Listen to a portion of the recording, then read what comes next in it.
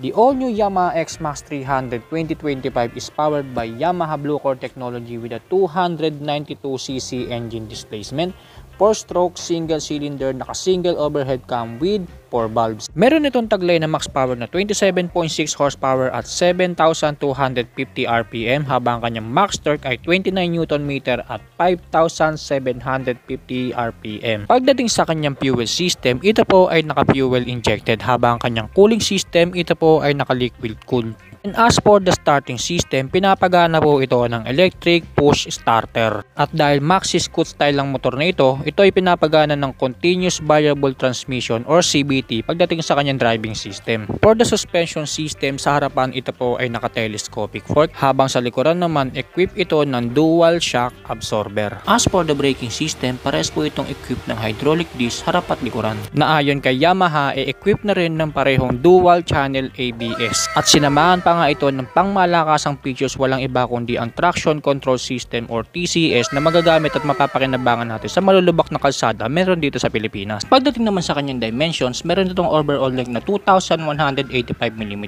overall width na 775mm at overall height na 1,415mm.